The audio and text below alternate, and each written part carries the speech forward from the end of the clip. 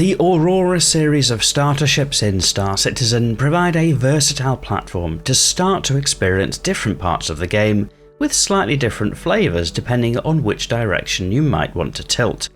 The CL or Clipper model is the slightly more cargo-oriented version, with the word slightly being the operative description. So how does the CL perform in-game?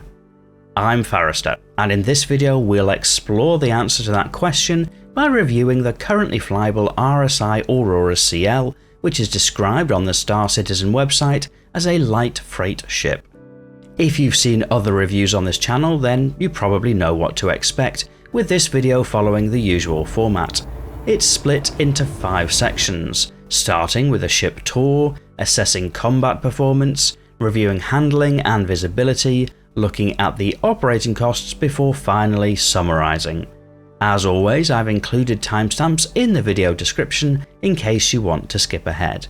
And if you're one of the many people watching who isn't yet subscribed to the channel, you might consider it, so you can be notified of future Star Citizen videos as they go live.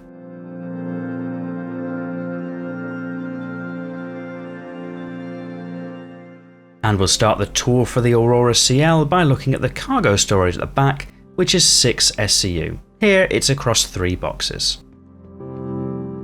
There are 2 entry points into the ship, a hatch on the port and a hatch on the starboard side. Both are identical.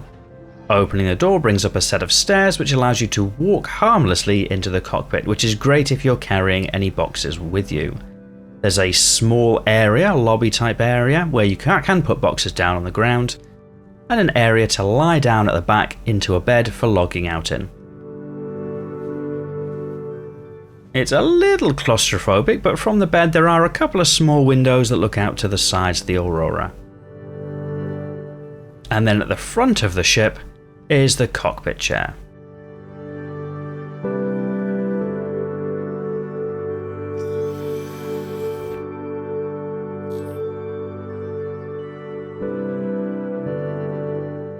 As with other ships in the Aurora series, the Clipper carries 2 size 1 weapons, defaulting to 2 Bulldog repeaters on a gimbal. There are an additional 2 hardpoints which are empty in the stock loadout, but can be equipped with another 2 size 1 weapons. Doing so may require some upgrades to the power pack, but given the small size of everything, that's relatively cheap to do.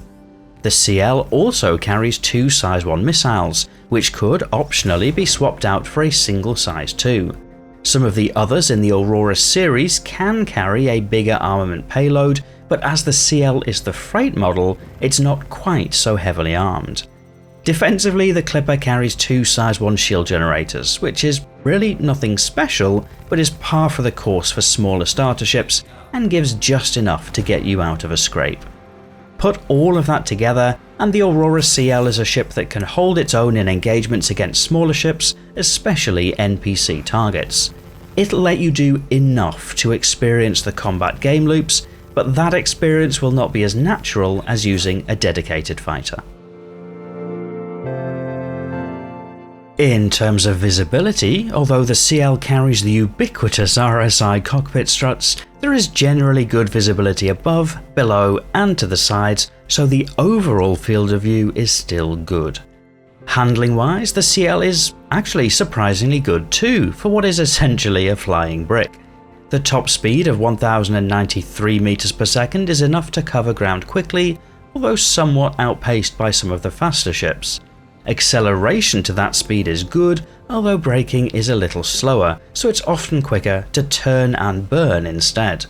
The SCM speed limiter defaults to 138 meters per second, at which speeds the Clipper is comfortable to fly.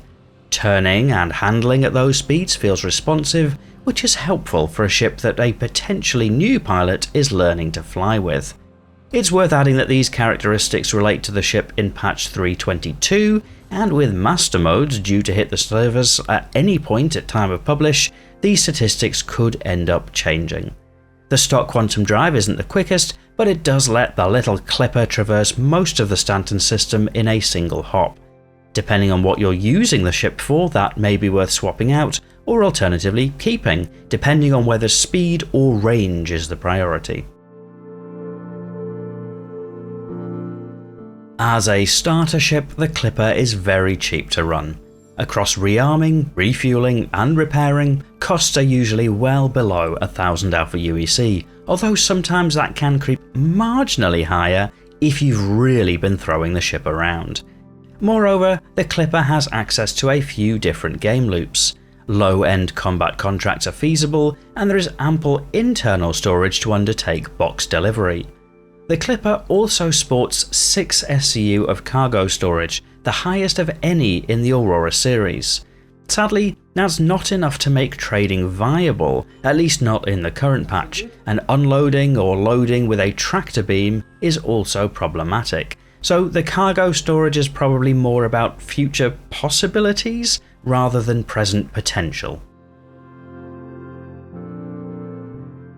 By way of loadout changes, I'd suggest adding another couple of gimbaled size 1 weapons for your preference, and then upgrading the power plant so you don't need to overclock every time. Any of the military grade upgrades seem to work well and come in fairly cheap. The rest I probably wouldn't bother changing, instead saving those funds for unlocking the next ship. As a series, the Aurora models are most likely to become just stepping stones on the path to other ships, and as such, the CL is probably not going to be an endgame ship for many players. There's clearly a tilt towards cargo gameplay, but 6 SCU is really not enough to even justify the Aurora CL as a starter hauler, at least not with the current model of gameplay. What it is good for is as a bit of a baseline, offering players the ability to sample a few different gameplay loops and then find what they enjoy doing to inform their decisions about where to progress next. And the Aurora CL does a good job at that, all whilst being relatively easy to learn to fly, which is important for a starter ship.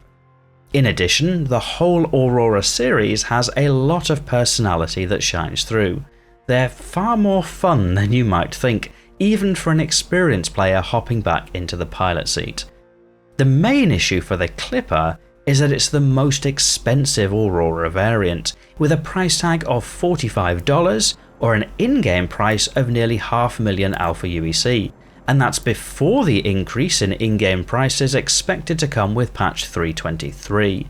Arguably because the Aurora CL favours extra cargo space, which has a very limited impact on gameplay at the lower end, rather than firepower or missile armament, the other models end up being a little more versatile, at least in the current game loops. So despite being the most expensive Aurora, the Clipper is not necessarily the most compelling in the series. Considering the Cutter is about the same price, whilst the Aurora has more storage on paper, the Cutter has more practically usable space, and so the Clipper just struggles to add up to the competition.